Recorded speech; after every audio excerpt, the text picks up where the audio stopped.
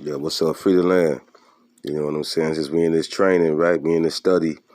We in the study units. I'm gonna share with all y'all. This Dr. Obadeli, he speaks. You know, I'm talking about it's 1968 or something like that. That y'all peep this here. Milton Henry is the president of the Republic of New Africa, a group of dissident American Negroes who desire to carve out a new country within what we now know as the United States. Specifically, that's a cracker speaking now. He on this show called The Firing Line. William F. Buckley. Y'all peep this here. They have designs on Louisiana, Mississippi, Alabama, Georgia, and South Carolina. Damn right.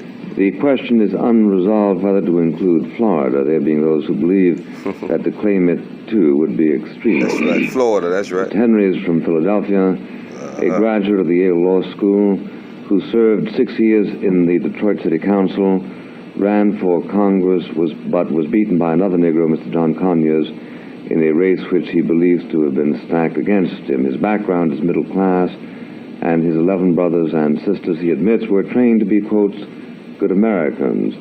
His point is that they did not know then what he has come to know, that as a matter of right and as a matter of practicality, the Negroes in America must separate and carve out their own country. A recent poll conducted by the Columbia Broadcasting System puts at approximately 6% the American Negroes who desire such a separation. Even so, that is over 1 million people, and in any case, Mr. Henry has plans for vastly increasing their number, which plans we will discuss here.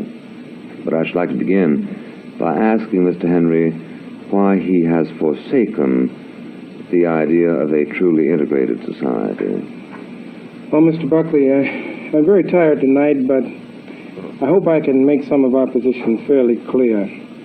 Number one, I don't believe there's ever been any historical example of a successful biracial society. Secondly, so far as we're concerned here in America, we have, as black people, been separated out into our separate community, a community of suffering that's been almost continuous since our arrival here. I don't know of any black people who've ever escaped. We are a nation, a distinctly separate nation with a different set of humor, myths, a way of looking at history, a totally different view of ourselves in this country from, I would imagine, the view which most white people have.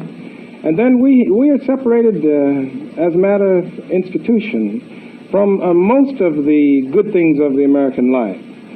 When you say that American black people should have some hope for integration into the whole of American life, they'd have to be absolute fools if they looked around and they realized that you had approximately 435 congressmen with 6 Negro congressmen. Perhaps one black one. The political power certainly couldn't be considered to be shared. You look about at the economic power. We can't think, only a fool would think that economic power in this country is shared to any degree by black people. The productivity of this country, $850 billion per year, tremendous productivity, ability to produce goods and services. This Dr. Obadeli speaking, you feel me? And the name of this show is called The Firing Line with William F. Buckley, you feel me? Y'all peep this here. Black people have very little... Go look it up, it's on YouTube. I'm just checking in. I'm a representative, I'm finna represent. You know what I'm talking about? To do with that. The manufacturing potential of black people in this country is practically nil after all the 100 or so years that we've been here. You look at the protection before the courts. The black people are markedly unprotected before the courts. Look at the open housing situation that you're now talking about all over this country. Open housing is a myth. It's completely unrealistic and from our standpoint, of course, undesirable. But we're trying to look at it from the standpoint of your American dream. What is there about the American dream that has ever been realized by black people? What could we ever hope for within the framework of a society which is dominated by white people, in which the very factor of race enters into every consideration, into the price of an insurance premium, into the place we live, into the job... This 1968 he's spinning, it sounds like it's 2021, you feel me? Still going through the same thing. I'ma holler at y'all, all right? Y'all look it up. Respect to Dr. Obadeli. We share.